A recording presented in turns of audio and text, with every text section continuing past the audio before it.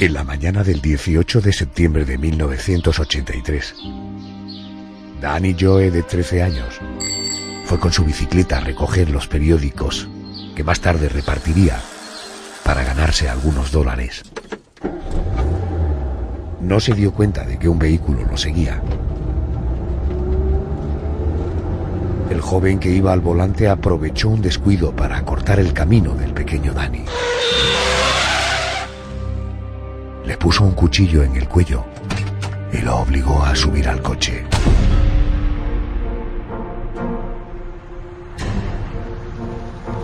Cuando llegaron a un lugar apartado, el desconocido pidió al chico que se desnudara.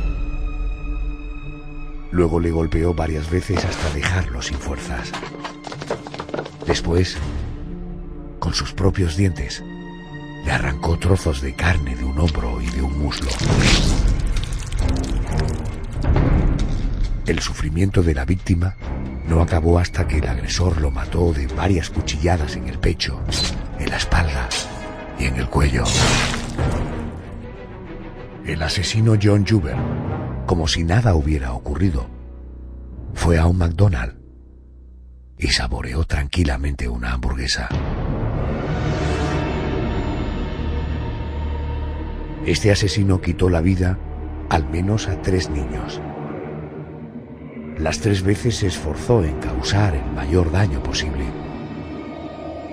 y en poner en práctica una vieja fantasía infantil: comerse pedazos de sus víctimas.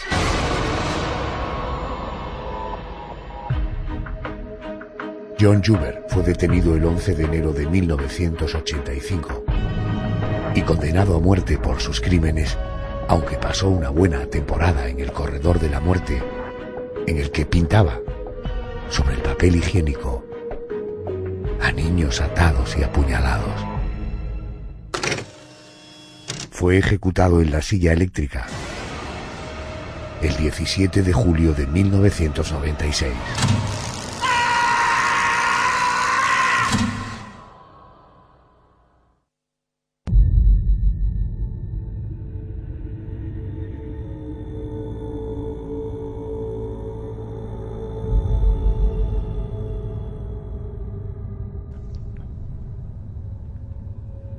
El protagonista de esta crónica negra se podría definir como un sádico, un pervertido. John Juber, el acuchillador de Melby, fue un asesino norteamericano que a principios de los años 80 mató al menos a 3 niños. Cuando mataba, siempre trataba de causar el mayor daño posible. Mordía a sus víctimas. José Manuel Frías, buenas noches. Buenas noches, Adolfo. Otra vez venimos con el mandil. Pues sí, de chef a la cosa otra vez esta noche. Sí. Bueno, vamos a intentar, si te parece, trazar un perfil de lo que fue la infancia de este criminal. John Juber nació en la ciudad de Lawrence, en el estado de Massachusetts, el 2 de julio de 1963. Él era hijo de un camarero y de una enfermera. Era además un niño pues que resaltaba por ser bastante inteligente, un niño al que le gustaba mucho aprender, y además hay que decir que su coeficiente intelectual era bastante alto. Tanto es así que, fíjate, con solo 5 años iba a la biblioteca a sacar libros que luego devoraba en el sentido literario, claro. Pero su carácter fue cambiando a medida que el matrimonio de sus padres se fue rompiendo. De hecho, a sus 10 años ellos se divorcian y John queda a cargo de su madre. Es muy importante tener en cuenta, ya luego comprobaremos el por qué, él tuvo una madre que fue poco empática, poco cariñosa, ¿no? Sí, era totalmente lo contrario, una mujer con demasiado carácter, una mujer muy dada además a destrozar los muebles, la vajilla, cada vez que tenía una pequeña discusión. Por eso, incluso cuando sus padres estaban todavía casados, John solía esconderse en su habitación hasta que pasaba la tormenta. Pero después del divorcio, parece que cae sobre el niño toda la carga de una madre demasiado violenta, una madre que le prohibía incluso ver a su padre y que había veces que pegaba a su hijo de repente. Era algo así como para descargar su ira. A partir de aquí es cuando este crío empiezan a nacer en él él las conocidas fantasías sádicas que luego veremos tanto condicionó su comportamiento, ¿no? Efectivamente, era todavía muy joven, muy niño, pero tenía fantasías muy, digamos, elaboradas en su cabeza, muy extrañas. Una de ellas era la de sorprender a su niñera por atrás, estrangularla con sus propias manos y luego comérsela entera a bocados. O sea, John odiaba a su niñera. No, para nada. De hecho, cuando contó estas fantasías ya siendo adulto, él decía que la niñera le caía bien, que era una buena persona, pero que en su mente él necesitaba fantasear con matar, con devorar a alguien, y bueno, de casualidad ese peso había caído en la niñera. Las circunstancias que John Juber vivió siendo apenas un niño le marcaron de tal manera que, a pesar de su enorme inteligencia, comenzó a tener problemas en la escuela. Su extraña actitud lo convertía en el tipo raro del cole, y los niños se burlaban de él constantemente. Más aún, cuando descubrieron sus inclinaciones homosexuales. José Manuel, ¿su tendencia a fantasear se vio agravada por esta circunstancia? Sí, ese tipo de burlas hicieron que él fantaseara todavía más, y ya no solamente con gente conocida como era la niñera. John iba por la calle y soñaba con matar a la gente con la que se cruzaba, pero es que además soñaba con hacerlo de forma lenta, de forma dolorosa, atando, mordiendo. Correcto, por tanto, esas burlas que hacían por su perfil de homosexual le empezaron a separar de la realidad y a montar este mundo alternativo. Hay algo que marcó a John de manera muy profunda, que fue dejar de ver al que había sido su único amiguito, ¿no? Sí, aquello parece una tontería, pero para él supuso un auténtico trauma. Aunque en la escuela todos lo despreciaban, él sí logra trabar amistad, una amistad además muy intensa con un chico homosexual con el que posiblemente, aunque no lo sabemos con seguridad, entabló una unión sentimental. Pero al regresar John de unas pequeñas vacaciones, su amigo y sus padres habían marchado a otro domicilio, y él siempre esperó que su madre le ayudara a encontrar la nueva dirección o que le animara a escribir a su amigo, pero ella ignoró el asunto, simplemente le dijo que no había nada que hacer, que se buscara otros amigos. ¿Cuándo comenzaron sus primeras agresiones? Cuando él comete la primera agresión tenía solamente 13 años, fue en la escuela, pero fue bastante grave. Él le clava un lápiz en la espalda a una niña y, lo que es peor, llegó incluso a excitarse mientras escuchaba sus gritos. Y a partir de ahí, en los siguientes días fue agrediendo a otros compañeros. Digamos que perdió el miedo a agredir a los demás.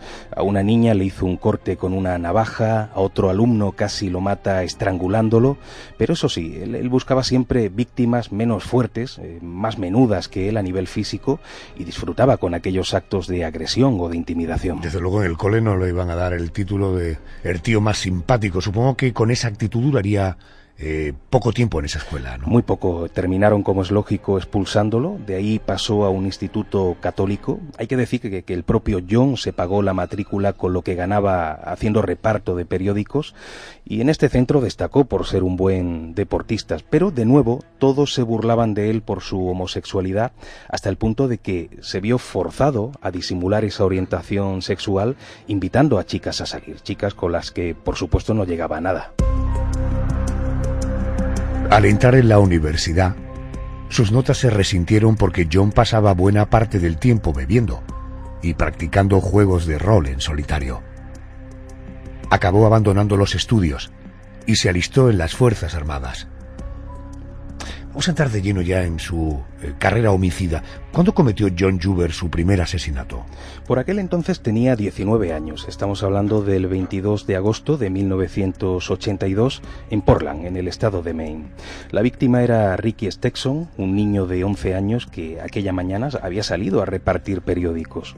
Como no regresó en todo el día, la policía se puso a trabajar para intentar dar con él, pero él ya estaba muerto. John lo había perseguido en coche ante la vista de algunos testigos. Finalmente logra atraparlo, lo lleva a la fuerza a un lugar apartado, a las afueras, y allí, antes de acuchillarlo y de rematarlo estrangulándolo, le mordió por diferentes lugares del cuerpo, dejándole las marcas en los dientes. El cuerpo de Ricky fue descubierto al día siguiente. Los agentes detuvieron a un sospechoso que finalmente fue puesto en libertad. Su dentadura no coincidía con las marcas de mordiscos que había en el cuerpo del niño.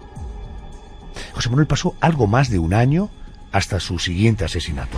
Y algo parecido además, la víctima fue también otro niño que repartía periódicos. La fecha fue el 18 de septiembre de 1983. Danny Joe, esta víctima, tenía 13 años y aquella mañana acudió en bicicleta a la tienda en la que iba a recoger los diarios, allí mismo en la ciudad de Belleville, en el estado de Nebraska, y mientras hacía el reparto se cruzó con John. El asesino lo acorraló y con un cuchillo en el cuello lo obligó a montarse en el vehículo. Una vez que llegaron a un lugar apartado, el asesino pidió a Danny que se desnudara y después le golpeó varias veces, le arrancó a bocados trozos de carne de un hombro y de un muslo y luego lo apuñaló en el pecho, en la espalda, en el cuello. Pero luego fíjate, Adolfo, John se fue a un McDonald's para comer una hamburguesa como si no hubiera pasado nada. ¿Quién y cuándo empezaron a echar en falta a este chico, a Danny Joe? El primero en darse cuenta fue, como es lógico, el supervisor del reparto de periódicos, porque algunos vecinos se quejaron de no haber recibido el diario a tiempo. Después de hacer una ronda, este hombre descubrió la bicicleta abandonada y llamó rápidamente al padre del niño. Y ahí es cuando empezaron a salir a la luz testimonios de personas que habían visto un coche seguir a Danny mientras hacía el reparto. Primer error del homicida. Al parecer, John Juber cometió la osadía de trasladar el cuerpo a una zona demasiado frecuentada, ¿no? Hay que decir que fue bastante atrevido porque podría haber dejado el cuerpo donde estaba, donde cometió su crimen, pero lo descubrieron 3 días después en una zona forestal que no solamente se veía bastante bien desde la carretera principal, es que además era bastante visitada por senderistas. El cuerpo estaba de una manera que hacía indicar que había sido arrojado desde un vehículo. El niño tenía las manos y las piernas atadas a la espalda con una cuerda de un material poco habitual y la boca tapada con cinta aislante. Pero hay un detalle terrible. Los forenses indicaron la posibilidad de que John no lo llegara a rematar del todo y que el niño pasara un día entero en aquel estado, moribundo, solo. Como en el asesinato anterior, el niño no había sido violado. John Juber era un asesino con una espantosa particularidad. A causa de ciertas fantasías infantiles, le gustaba morder a sus víctimas. Le gustaba arrancar con la boca pedazos de su carne para comerla. Esta noche queremos saber cuál es el protocolo de un forense cuando se encuentra sobre la mesa de disección un cadáver con mordiscos y qué información es capaz de obtener de esas señales halladas en el cuerpo. Una semana más me acompaña el doctor José Manuel Burgos. Él es médico forense. Doctor Burgos, muy buenas noches y bienvenido. Hola, qué buenas noches. Como siempre, muchísimas gracias por atenderme, es usted muy amable. ¿Es habitual en la labor diaria de un forense encontrarse con cuerpos en los que se aprecian mordiscos provocados por otro ser humano? No, no es tan frecuente actualmente. Antes sí, pero ya cada vez menos. Sí encontramos lesiones, pero tanto en cadáveres como en vivos. ¿Qué información nos puede aportar el análisis de un mordisco? Nosotros cuando analizamos un mordisco es lo que llamamos lesiones figuradas, es decir, intentan reproducir el objeto que la ha producido. En el caso de la mordedura, lo primero que se hace es evidentemente fotografiarla, siempre con escala al lado la distancia que tiene y el tamaño, y posteriormente, si es bastante más profunda, ya lo que se sacan son moldes de yeso o escayolas, para intentar cotejarlo si se conoce con el presunto autor del hecho delictivo. Enseguida entramos con este asunto, pero, doctor, leyendo sobre este caso, porque claro, yo cuando he presentado siempre un médico forense, pero he leído que existen incluso odontólogos forenses, ¿esto es cierto? No, existen odontólogos que hacen periciales forenses. Como forense solamente a nivel español, solamente existe el Cuerpo Nacional de Médicos Forenses. También existen psicólogos que hacen periciales para los juzgados. Forense no es ni más ni menos que el que viene del antiguo foro romano. Es que el perito que ponía en público su dictamen. O sea, no tiene que ver ser forense directamente con simplemente gestionar cadáveres. No, que va, ni mucho menos. La carga de trabajo de un forense actualmente en España, de un médico forense, es mucho más alta en vivos que en cadáveres. Correcto. Oiga, decíamos, hemos hecho una fotografía, hemos hecho un molde en cualquier material. ¿Cómo se comparan esas huellas con la dentadura de un sospechoso? Pues a través de una radiografía, una ortopantomografía, etcétera. ¿Se puede extraer mucha información de otro tipo de heridas? Por ejemplo, ahora que con todo lo sucedido en Londres, por ejemplo, heridas provocadas por armas blancas, ¿un forense puede extraer información también? Hombre, evidentemente. Dígame cómo. De todo lo indígena. Sí, doctor, le preguntaba cómo se puede obtener esa información por una herida de arma blanca. Por las colas de entrada, las colas de salida, la profundidad, nos indica la dirección, el tamaño del objeto contundente y las posiciones tanto de la víctima como del agresor. Cuando usted dice colas de entrada y de salida, ¿se refiere a dirección? No, la dirección puede ser ascendente o ascendente. La cola de entrada es por donde el objeto contundente, en este caso el objeto inciso, que es un arma blanca, entra en la piel. Y la cola de salida por donde sale. Tenemos en cuenta que los cuchillos que usamos habitualmente son monocortantes, tienen solamente una hoja que corta. Entonces, evidentemente, hay un punto de entrada y un punto de salida. Correcto. Doctor, en su calidad de médico forense, desde luego no de víctima, no digo de haber vivido esta experiencia, repito, por encontrar similitudes, ahora que hablábamos del arma blanca, de un cuchillo, cuando a alguien le penetran con un cuchillo, eso debe provocar un dolor extraordinario, ¿no? Evidentemente, la entrada de un objeto inciso en el cuerpo humano, las terminaciones nerviosas hacen rabiar. Un apendicitis sin romper la cubierta abdominal ya duele. Pues imagínese si encima la perforamos. Desde su amplia trayectoria como forense, en el caso de mordiscos o de heridas provocadas por balas o por armas blancas, ¿se ha encontrado usted con todo este tipo de circunstancias? Sí. Bueno, evidentemente mucho más por arma blanca y por arma de fuego que por mordedura. Pero sí se han encontrado muchos casos. Y muchos casos que nos ha servido para identificar que había más de uno, por ejemplo, más de un cuchillo, porque había tamaños de heridas con distinta longitud y distinto diámetro, y había más de un cuchillo. Y luego había que buscar el segundo cuchillo de donde estaba.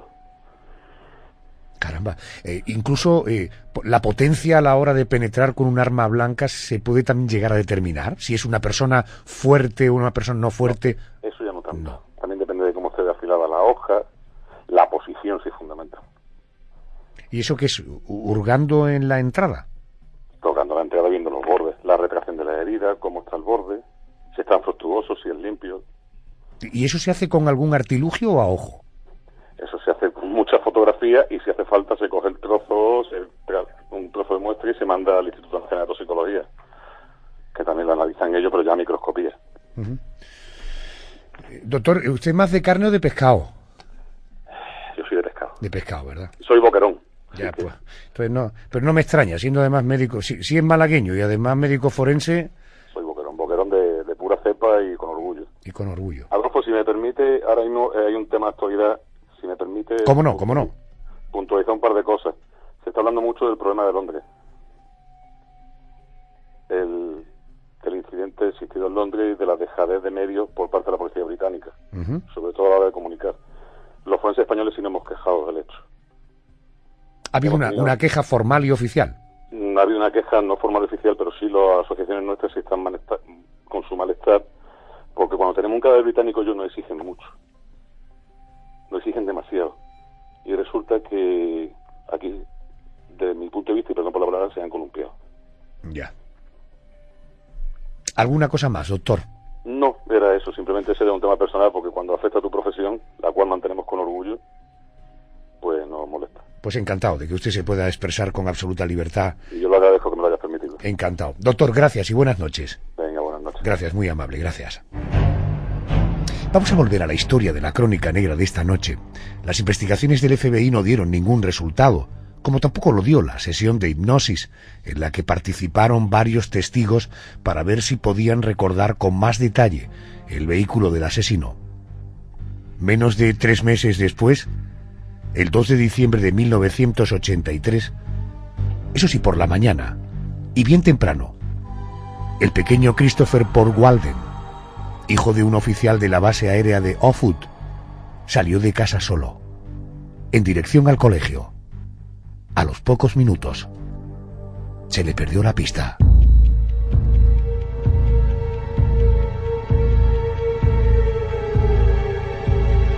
José Manuel, ¿qué se sabe que ocurrió con este chiquillo? Aquí también fue algo parecido a los otros dos casos en el sentido de que John apareció en su vehículo, le amenazó de muerte para que subiera él y luego lo llevó a una zona apartada donde también le pidió que se quitara la ropa. Como Christopher se puso nervioso, intentó escapar, John Juber le clavó el cuchillo en la garganta con tal fuerza que casi lo decapita.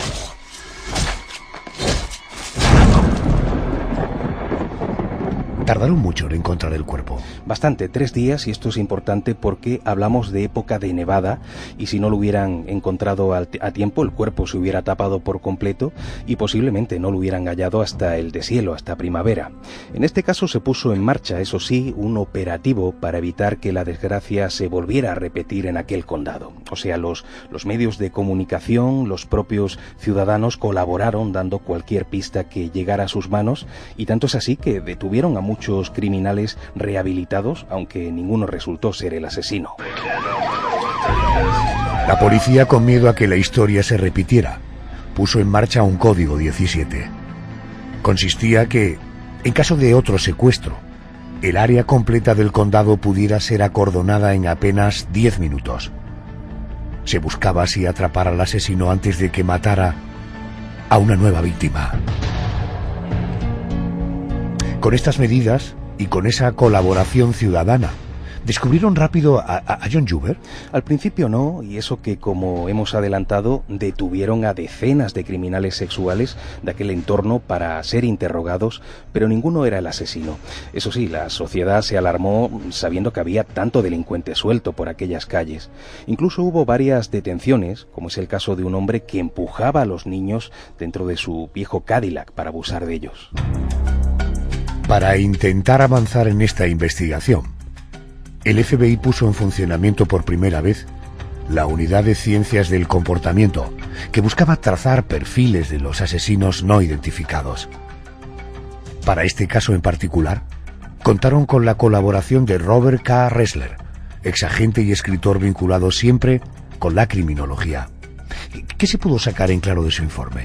Pues la verdad es que bastantes cosas interesantes. Por ejemplo, que el asesino era un varón blanco, que se trataba de alguien joven, de alguien novato en el mundo del crimen, precisamente por razones como la que mencionábamos antes cuando John dejó uno de los cuerpos en un enclave demasiado visible.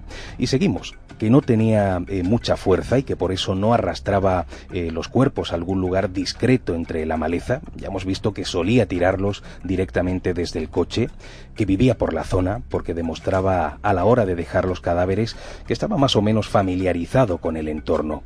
Y aparte de eso, que era una persona soltera y una persona sin mucha experiencia sexual, porque sus crímenes mostraban el perfil de alguien con fantasías muy violentas. La alarma saltó el 11 de enero de 1985. Y fue gracias a una maestra del condado que llamó a la policía. ¿Qué es lo que contó esta mujer? Esta mujer dijo a los agentes que había un hombre joven que se parecía al del retrato robot que habían difundido y que parecía estar rondando a un par de niños de la zona justo en ese momento, o sea, lo tenía allí a pocos metros. Lo curioso es que el sospechoso se dio cuenta de lo que había ocurrido, la vio con el teléfono en la mano y en ese momento entró a la fuerza en la vivienda de esta profesora, acosándola a preguntas para saber si había avisado a la policía. Incluso amenazó con matarla, pero la mujer logró escapar y el hombre se dio a la fuga. La policía, que ahora tenía la matrícula que le había proporcionado la profesora, no tardó en dar con el domicilio del sospechoso, que no era otro que John Juber, nuestro protagonista de hoy. Antes de entrar, registraron su coche y encontraron un cuchillo y algunas cuerdas.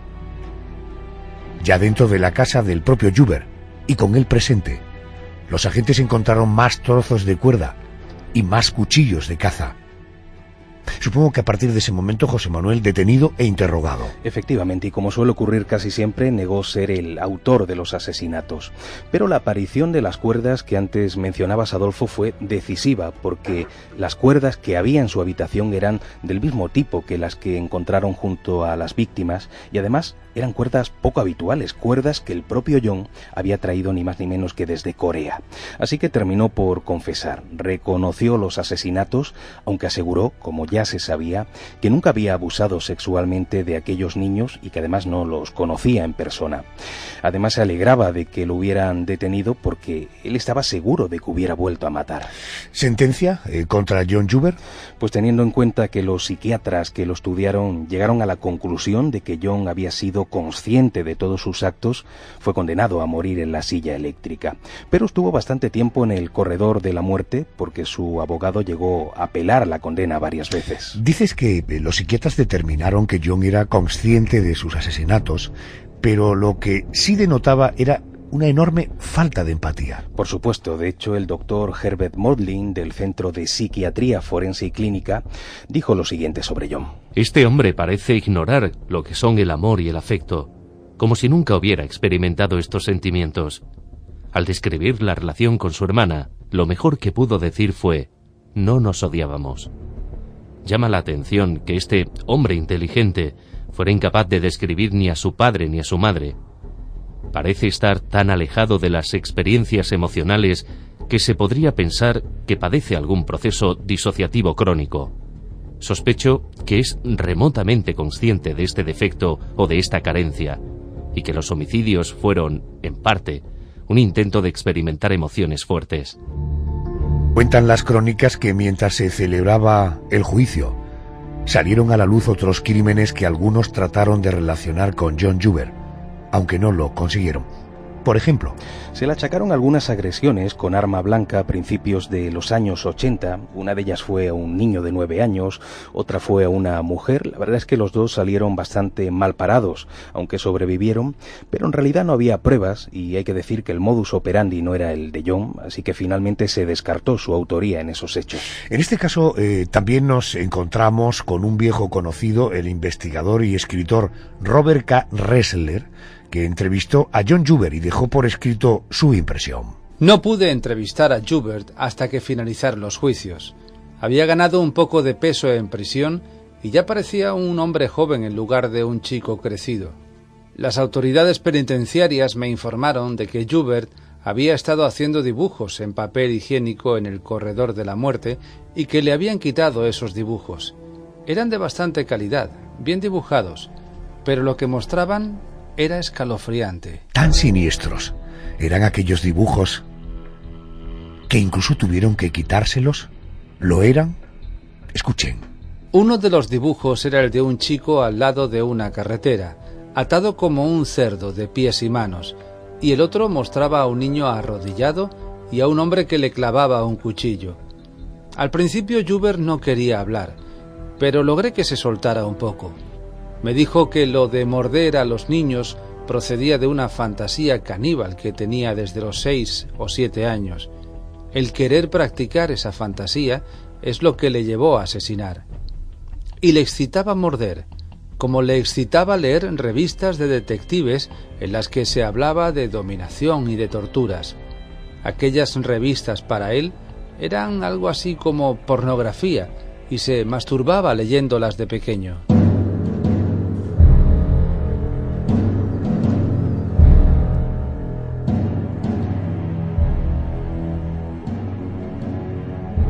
Los agentes durante el juicio y para apoyar la culpabilidad de John Juber obtuvieron una muestra de sus mordeduras que fue estudiada por el odontólogo Lowell Levin.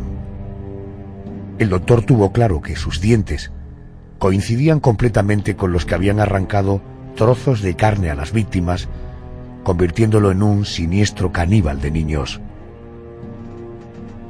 El 17 de julio de 1996, John Juber fue ejecutado en la silla eléctrica.